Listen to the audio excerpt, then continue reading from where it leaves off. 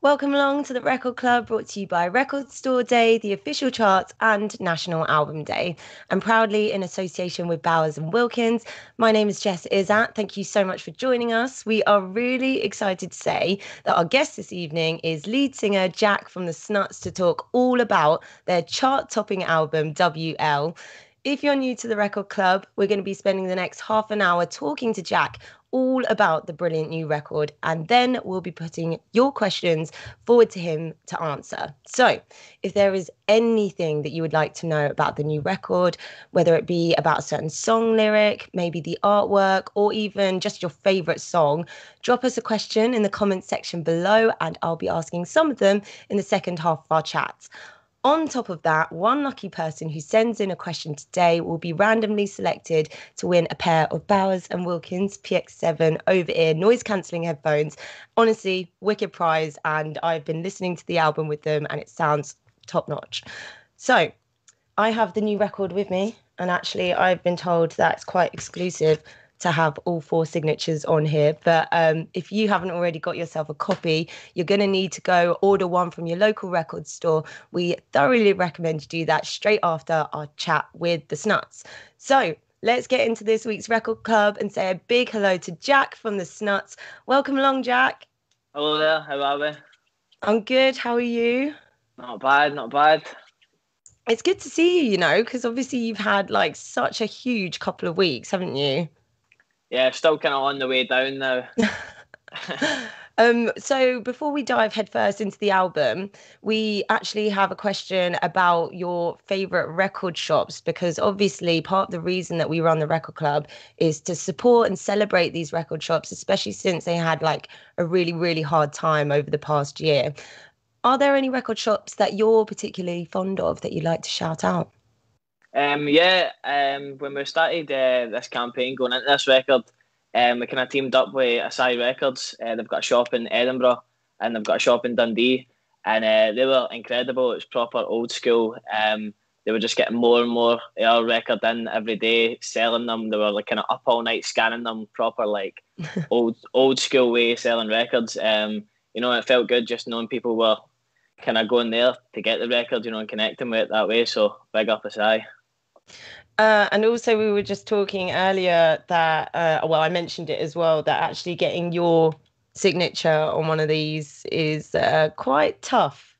It's terrible because I'm such a diva. I'm always complaining. Anything like having to sign lots of things, I just go on a big huff about.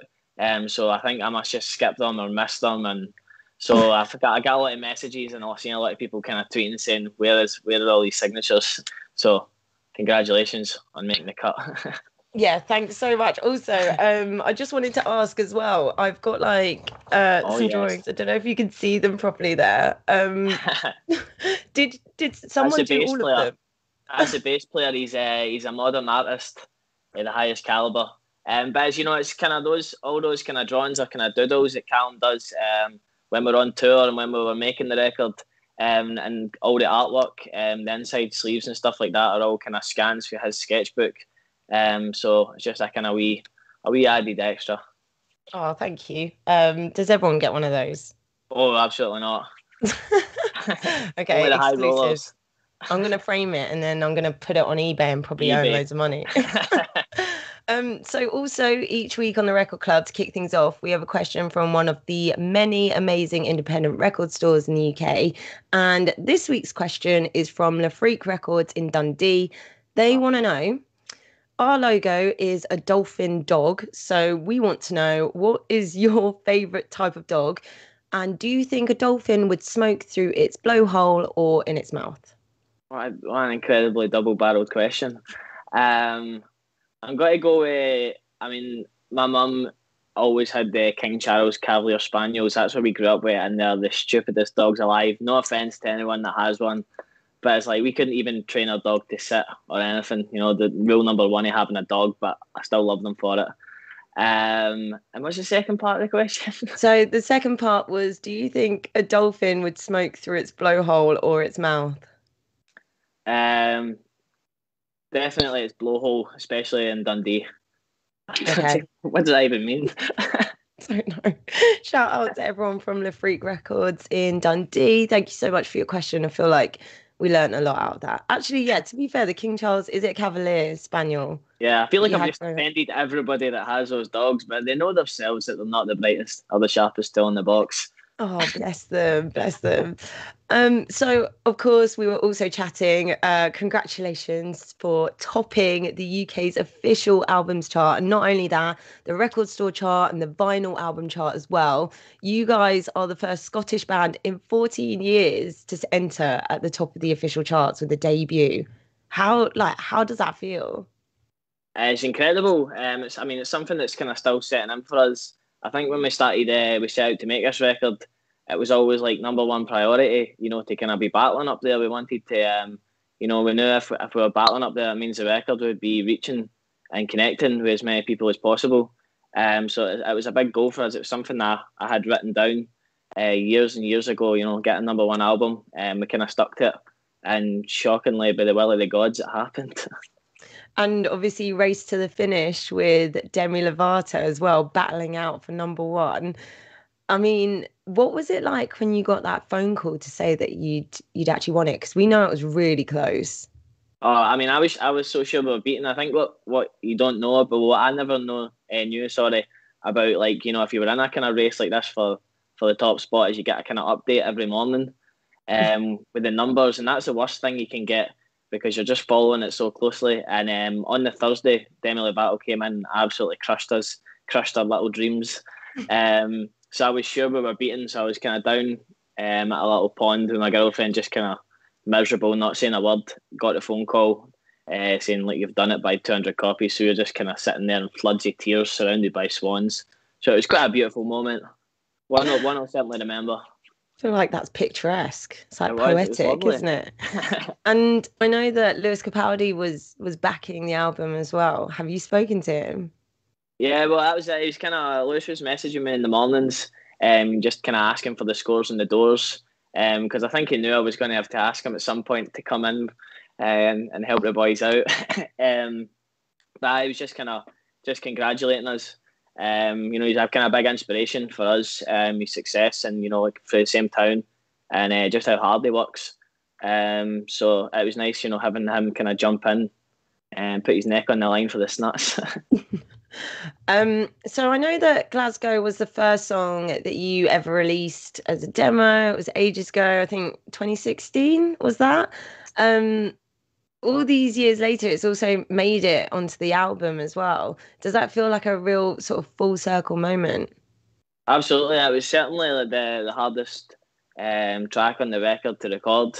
For us, it was a song that we wanted to make sure was on there because all our kind of fans who had got us to this place, and that was a big song for them. We knew it was important to them, and we wanted to make sure we could deliver it in a way that it felt right to them. When we play that song live, there's a real connection between us and the crowd, and I think trying to capture that in a studio is always something that's difficult. But people seem to get down with it, so I feel like we've done it justice, hopefully. Did you have a conversation about perhaps maybe recording it slightly differently or doing something different with it for the re-recording? I think for us it was more trying not to change it. As soon as we get in a studio, we always kind of sometimes think we're big time, I would imagine, we just want to experiment and try something new and surprise people. But I think with that song being so close to so many people's hearts already, it was more about, making it exactly how we felt that people wanted it to be. So I think it was one of the only songs on the record just recorded live, all four of us in the room, a couple of bottles of wine, like we would on stage, and just kind of try and capture the spirit of that song. Not Buckfast instead. It was Buckfast. I was using my phone voice there, but it was a bottle of Buckfast each in the studio. And when I heard it back, I was like, "Oh my god, what a disaster!" But after a few listens, it was okay. That is so funny. I honestly, like I said, Buckfast, as though I know what it is. All I associate is like Scottish and like Lewis Capaldi on the was it the Brits? He had like a whole bottle. It's good stuff. It's a good confidence lotion, commotion lotion, as it's known. For sure. So I know that this obviously the album it's a big record if you count the deluxe version or if you're listening online, 17 tracks. What Yep. kind of made you go for that? Because not only that, but you've covered so many different bases in terms of genre within guitar music. I mean, you've got your stripped back, you've got strings in there as well, you've got your funky tunes. Talk to me about the thinking behind having it all in one album. I think I think a lot of it had to do with maybe being put back with the pandemic a bit, and I think just the way you release music now, like in 2021, you put out quite a lot of music. There's a demand and a hunger for music from artists, and you kind of got to feed that appetite. So I think we'd put a lot of songs out there as singles. So I think our thinking was, the more songs that we can get out there for kind of current fans, kind of little extras, something that just made it feel like the album was, kind of giving back and kind of doing what it was set out to do at the start for us. So I think it's just we wanted to just make sure there was something for everyone in there, and there was some new stuff to listen to. Yeah, and obviously the album named after, is it your hometown, West Lothian? Am I It's a saying that right? it's a common misconception. It's Is it actually not? named. It's close. We're from a place called Whitburn, and every town in Scotland has got a thing called a young team. And it's just basically like a gang of youths, basically troublemakers in the town. And where we were from, ours was the Whitburn Loopy, and for some reason that became the album title. We were thinking about giving it something poetic. I had like 10 names, and I think they were all just really pretentious and over the top. And like number 11 was WL, and I think that's we just good. That'll do.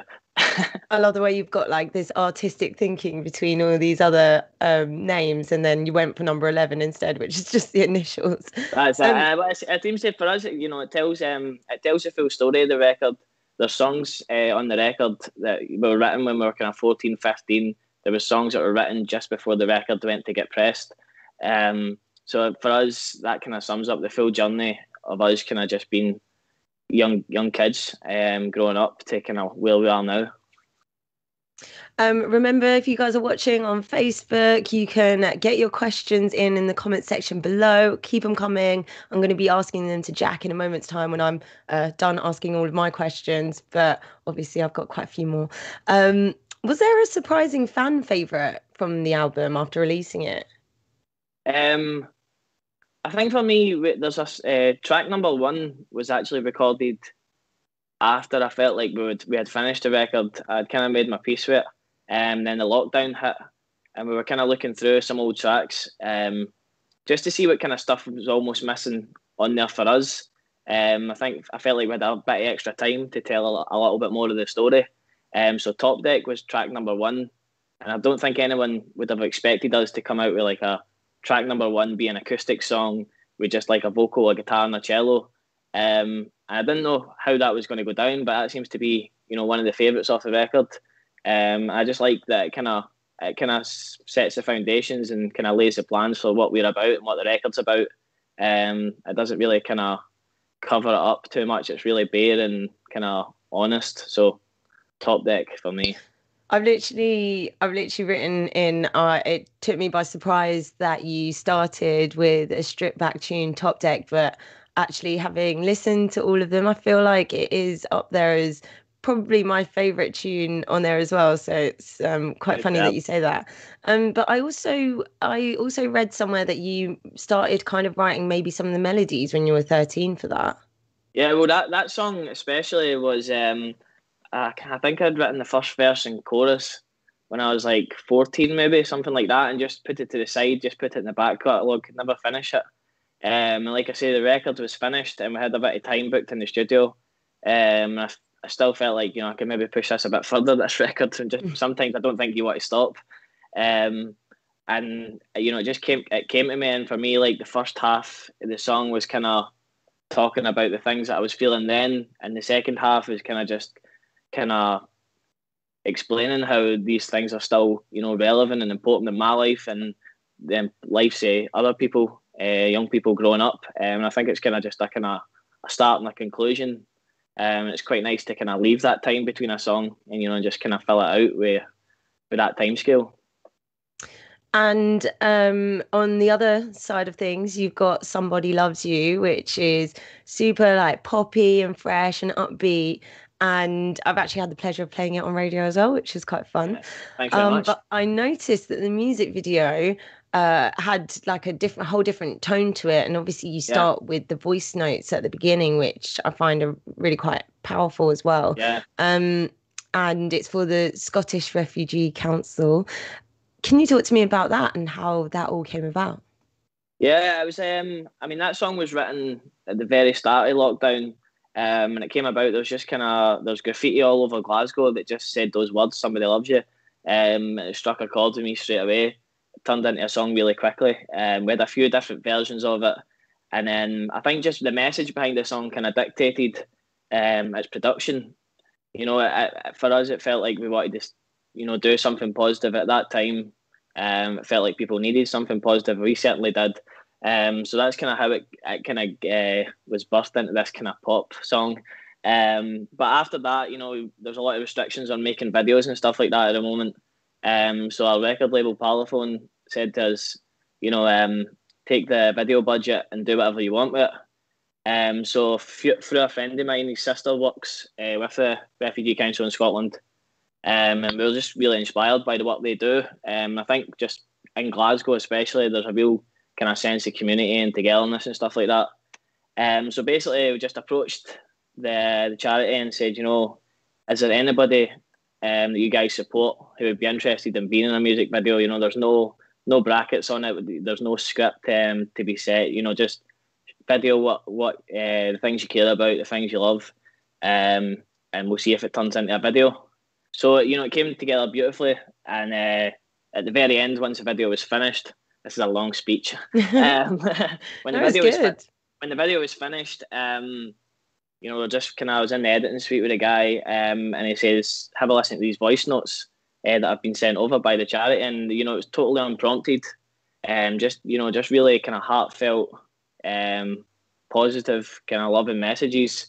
And it felt right, you know, for them to be in there. It was nice to be able to put their voices in a place, you know, maybe wouldn't necessarily ever be.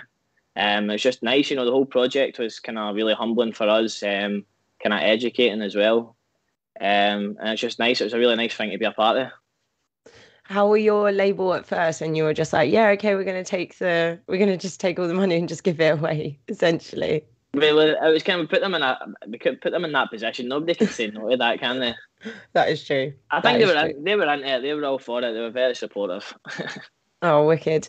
And also obviously we've mentioned that it's a big album if you include the deluxe tracks as well. So 4 bonus tracks, and I think that sonically they're quite almost bluesy. Is that sign of a new direction to go, more strings? Well, we absolutely, as soon as we put strings on any track, we just totally fell in love with them. I think that probably happens, and I know it's meant to happen like 2 or 3 albums in, but we thought you may as well get some strings on the first record. But I think it's nice. I think it's nice sometimes, you know, a lot of songs that we write, sometimes we throw them together in the studio, and they don't necessarily deliver the kind of message we intended them to. Sometimes we, you know, overthink a song, and I think, you know, being able to put them together in that fashion kind of allowed us to just kind of, you know, be honest and kind of deliver them straight down the middle, and try and just tell a bit of the story as well, and then kind of leave some stuff open to interpretation lyrically. For me, is what I quite enjoyed about those tracks. So it's nice, you know, and it's opened us up. Everything we do, we think about how do we do this live, and how do we do this to people, and how can we get people to connect with us more, and how can it be more personal. And songs like that is something that you know, we're really excited to be able to play to people. It is really exciting. I always say, especially when you're a big fan of an artist and you go to see a full set or a full show, you have the I guess peaks and troughs in terms of how big a track sounds, and then when you've got the more stripped back, or you've got things like strings on a big stage, and then it just makes the bigger songs sound bigger, and then the more sensitive moments it spotlights them a little bit more. Absolutely. So we have some questions coming in on the Facebook pages. We've got Taylor McGregor on the Snuts page saying, what is the band's favourite tune from the new album? I think if you asked every one of us, it would be a different one, and on a different day, it would be a different one. I mean, for me, I'm kind of always going to stick by Boardwalk. That's the kind of music I think if I was allowed to sit in a room in the dark myself, that's all I would churn out. And luckily, the boys, aren't as boring as me. But Boardwalk, I love. I think it's just one of those songs that just turned out exactly how I imagined it, and it's very rare that ever happens. And probably, I'm just going to stick with Boardwalk. It's a boring answer, but I do love it. Oh, I love the tune as well. Don't put it down. If you love it, you love it. Back it. Eric Dyke on the Record Club has asked something that I also wanted to ask, saying, what is 4 Bailey Street about? So 4 Bailey Street is basically, we have kind of a big kind of wide group of friends who are like, integral to our music and to making this record. They've been behind us when they, at some points, there's 10 people in the room watching us play, and that was only our friends, and that went on for years. So 4 Bailey Street is a big house that we go to, if it's somebody's birthday or something to celebrate, or just missing each other, and just kind of sit in the loft and drink wine up there, and just kind of celebrate the highs and lows that come, being friends and stuff like that. So that's our destination, our headquarters. I'd be lying if I said that I didn't look up at the address. I feel like probably a lot of people did. Is it an actual venue now, or is it like? Yeah. Oh no, it's a house. That's prime real estate. He's gonna have to split that profit with me when he sells it. Oh my god, that is so funny. Julia Mason on the Snuts page. How did you get the album out so quickly after the EP and during lockdown? I think we spend a lot of time together as a band, and we're always working. Since we were kids, we play 7 days a week. We always have. So every moment in lockdown, we were just making sure the music was still flowing. And I was just ready to go all the time. We were desperate to get it out. We've been waiting our whole life to make our first record. So it's just about getting out there. It felt like a good time as well. We could have probably waited till after the pandemic was over, whenever that may be. But I think there was something comforting for us, just being able to put music out in this time. People seem to appreciate it more, which is nice. Well, we thank you as well. People who've held back their albums, I'm a bit like, no, we needed music more than ever, like right now. Paul Craig Jack on the Snuts page says, what song on the album takes you to the darkest of thoughts and the brightest, happiest of thoughts, and why? P.S. Incredible album. Oh, thank you. So does it mean that in one question? I'm thinking, what song is like the darkest and which one's the brightest? Well, I think that's how I'm interpreting it anyway. I'm going to go kind of off grid on that one, but I think there's a kind of theme right throughout the album. Anytime it does start feeling kind of dark or whatever, or lyrically it gets dark, or sonically it gets dark, I think there's a kind of a sense of hope that goes throughout all these songs. And I think that's one of the big themes in the album. No matter how kind of hard it gets or dark it gets for you, there's always that kind of other side to get through. So I think like songs like Waterbirds on the deluxe is kind of pretty dark, but again you kind of hit the chorus and there's a kind of sense of hopefulness again. Likewise with Boardwalk, kind of really dark sonically, and in the writing of that song, it was we're kind of in a dark place, but there's like again the sense of hope. So I think that kind of answers both sides of that question, I hope. Just to add to that, lyrically, I thought Waterbirds was really great, especially like the last verse. I was like, oh, hit me deep. The last verse, so the last verse of Waterbirds was going to be like the last thing that played on the record. And that's actually like the first verse that I had ever written. So maybe like 14, first verse I ever wrote a song, and I just threw it right on the end of that one. I've actually got it here, Callum, up here. I don't know if you can see this, but that's like the original lyrics to that verse. Oh my god, that's amazing. So you wrote it out and now you framed it? I wrote it out like, I don't know, maybe 12 years ago or something, and Callum, the bass player, he kept it. for some That is mad so reason, amazing. and then framed it for me on the day of the record coming out. Oh, what a There you go. guy. What a guy. What a guy. Okay, who do we have next? We have Kevin Seath on the Record Club says, were there any tracks that never made the album you wish we should have put that on it? I think personally for me, no. I think sometimes kind of seeing comments and stuff like that because you do want to please everyone. And I think nowadays you're kind of so connected with fans because of social media. And I think you always kind of read stuff people saying, oh, why is this song not there and that song not there? But for me, I think any song that never made it was because we'd kind of closed a chapter on it. We'd played it a lot live, and I think there's something nice about just leaving a song to kind of live in your memories, especially if you've kind of closed that chapter or whatever of your life as such. So for me, no. But it's nice, some songs might make a comeback one day if we're desperate. Running out of content, just gonna have to bring up the old ones. You're still writing now, or are you having a bit of a break after the album release? We're kind of straight back into it. I think, to be honest, as soon as that record was out, our heads were straight on to, what's next. And I think what's been nice about this record is it's pretty open-ended musically and like genre-wise. So I feel like, we've kind of left ourselves that freedom, feeling like, we can keep moving forward and keep kind of taking risks and trying new things. And I think that's one thing we did want the record to achieve. So straight back at it. Straight back at it, no rest. Paul Bentley on the Snuts page says, saw you at Bingley a few years ago on the Breakthrough stage, had to stop and listen. Who are your influences for your music and who do you listen to when you chill? I mean, there's lots of different, especially I think playing in a band and especially playing with your four best friends, everybody has a similar music taste, but also, really different around the edges. So I think everybody brings a little bit of their own.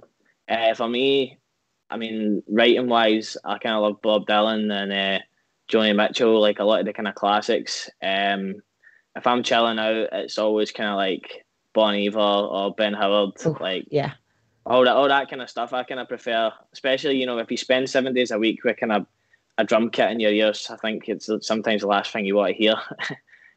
So definitely that's my kind of jam. And staying on the tip of the live stuff, obviously we've had like a year off live performances. Which tune are you most looking forward to debuting on the live scene? It's a tough one actually. I think there's a song on the record called "No Place I'd Rather Go," and we played it like a few years ago. We wrote it. It was written a few years ago, just kind of half written, I would say, and we just played it live. We had this kind of tendency to always try out new stuff live, and it was in a big venue in Glasgow, and it went down really well. And I think that's how we used to always gauge, which songs were going to be worth getting recorded almost. And it's a real kind of nice kind of sing-along song. And they're always really nice moments as an artist on stage, seeing people sing along. So I'm kind of looking forward to playing that one. Oh, that would be so good. I can't wait for live gigs to officially be back.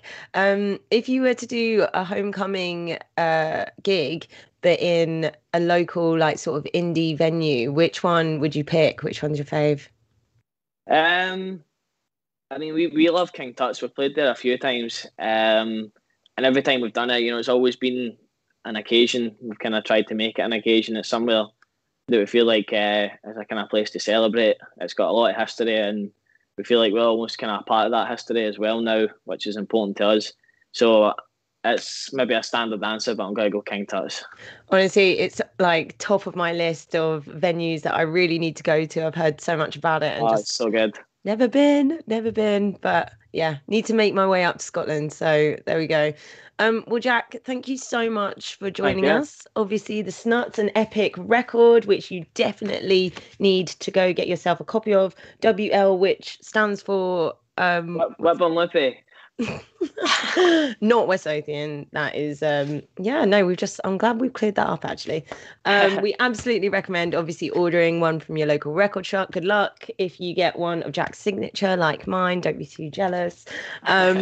We are also excited to announce that the winner of this week's Bowers and Wilkins wireless headphones prize is, drumroll, Paul Craig on the Snuts page. Please slide into the Record Club's DMs and we'll get those headphones to you. Thank you everyone for joining us and sending in your questions. Our next guest is going to be announced on the Record Club's social media very soon, so make sure you're following us. Plus, of course, all previous episodes are available to watch back on our YouTube channel. Jack, thank you so much. Thank you very much. See you next time. Take care. All the best.